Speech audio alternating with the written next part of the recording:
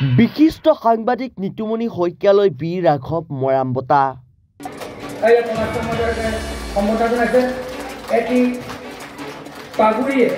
আমাৰ ৰাতুল বৰগাঁও ডাঙৰীয়াই তেখেতক সম্বৰ্ধনা জনাব। 19 আৰু 20 নৱেম্বৰ তাৰিখে ডুমডুমাৰ ডাইচাত AJYCPয়ে পালন কৰিছে বীৰ ৰাঘৱ মৰাণ দিৱস। 2023 বৰ্ষৰ পৰা অসম জাতীয়তাবাদী যুৱ ছাত্ৰ পৰিষদে কেন্দ্ৰীয় সমিতিয়ে পালন কৰি অহা বীৰ ৰাঘৱ মৰাণ দিৱস এইবাৰ তিনিচুকীয়া জিলাৰ ডুমডুমা ডাইচাত বৰদলৈ নগৰ খেলপথাৰত আয়োজন কৰিছে। তিনিচুকীয়া জিলা সমিতিৰ উদ্যোগত আৰু তালাপ ডাঙৰী বৰদৈগুৰি আঞ্চলিক সমিতিৰ আতিথ্যত 19 আৰু 20 নৱেম্বৰ তাৰিখে দুদিনীয়া কাৰ্যসূচীৰে আয়োজন কৰা হৈছে 289 সংখ্যক বীৰ ৰাঘৱ মৰাণ দিৱস। উল্লেখযোগ্য যে 2023 বৰ্ষৰ পৰা AJYCPয়ে কেন্দ্ৰীয়ভাৱে বীৰ ৰাঘৱ মৰাণ দিৱস পালন কৰাৰ লগতে বীৰজনাৰ নামত বঁটা প্ৰদান কৰিছে। 19 নৱেম্বৰৰ পৰা আৰম্ভ হোৱা অনুষ্ঠানত বিশিষ্ট সাংবাদিক নিতুমণি শইকীয়ালৈ আগবঢ়োৱা হয় বীৰ ৰাঘৱ মৰাণ বঁটা।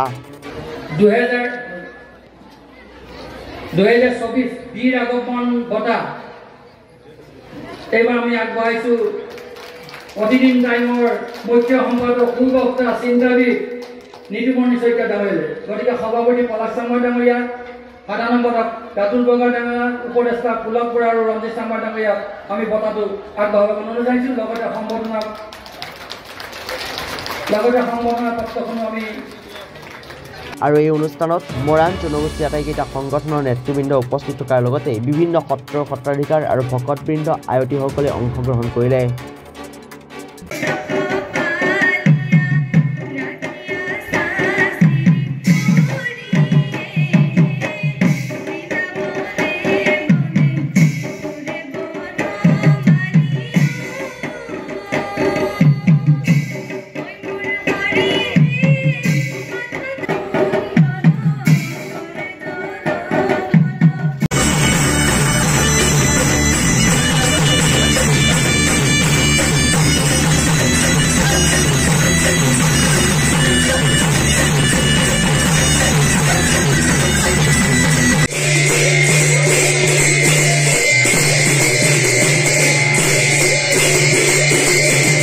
মুঠৰ ওপৰত এক উৎসৱমুখৰ পৰিৱেশে বিৰাজ কৰিলে তিনিচুকীয়াত।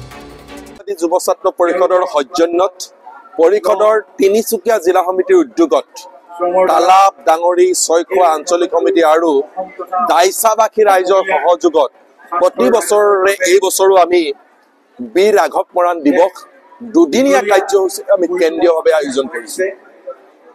বীৰ ৰাঘৱ মৰাণ কেৱল মাত্ৰ মৰাণ জনগোষ্ঠীৰে নহয়, সামগ্ৰিকভাৱে ৰাজ্যখনৰে এগৰাকী বা জাতিটোৰ এগৰাকী অতি বীৰ পুৰুষ আছিল, সেই কথা আমি সকলোৱে জানো। মুৱামুয়া বিদ্ৰোহৰ সময়ত ৰাঘৱ মৰাণে কেনেধৰণে সেই বিদ্ৰোহৰ নেতৃত্ব প্ৰদান কৰিছিল সেই কথা আমি সকলোৱে জানো।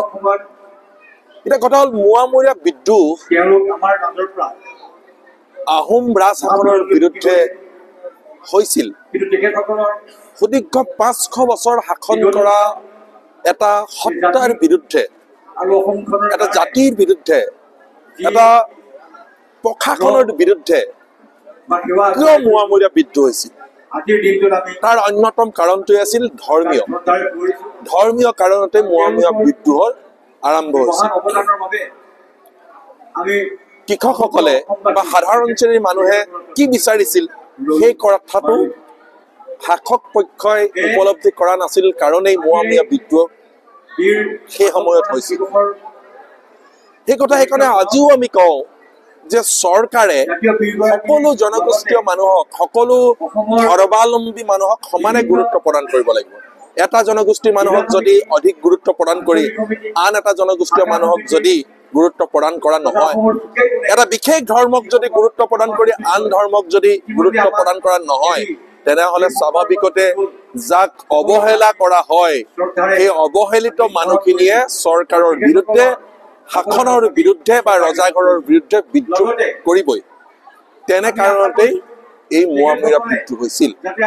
গতিকে আহোম ৰাজ শাসনৰো পতনৰ অন্যতম কাৰণটোৱে হৈছিল ধৰ্মীয় কাৰণ।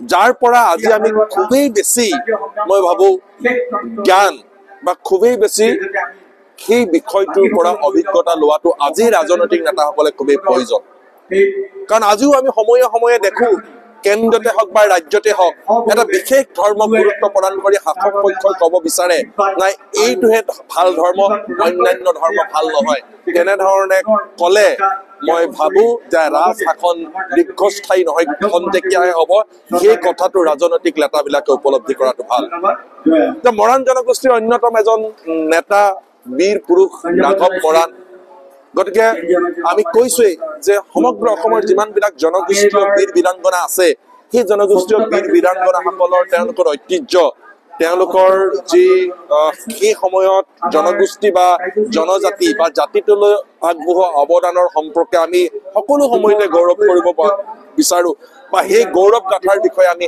আলোচনা কৰিব খোজো এই কাৰণেই আলোচনা কৰিব খোজো সেই বীৰ বীৰাংগনাসকলৰ যি পথৰ নিৰ্দেশনা তেওঁলোকৰ যি দেশ প্ৰেম তেওঁলোকৰ যি জাতি প্ৰেম সেই পথৰ নিৰ্দেশনা বা দেশ প্ৰেম বা জাতি প্ৰেমকে উদ্ধৃত কৰি আমি আগবাঢ়িব খোজো সেইকাৰণে আমি প্ৰত্যেক জনগোষ্ঠী আমি মৰাণ জনগোষ্ঠী টাই আহোম জনগোষ্ঠী মটক জনগোষ্ঠী চুতীয়া কোচ ৰাজবংশী সকলোবিলাক জনগোষ্ঠীৰ বীৰ বীৰাংগনাসকলক আমি শ্ৰদ্ধাৰে সোঁৱৰি অসম জাতীয়তাবাদী যুৱ ছাত্ৰ পৰিষদে ৰাজ্যখনৰ এক সুদৃঢ় জাতি গঢ়াত আমি ক'ৰবাত নহয় ক'ৰবাত কিঞ্চিত মান হ'লেও অৰিহণা যোগাব খোজো সেইকাৰণে এই বীৰ বীৰাংগনাসকলৰ দিৱসটি আমি শ্ৰদ্ধাৰে সোঁৱৰিছো।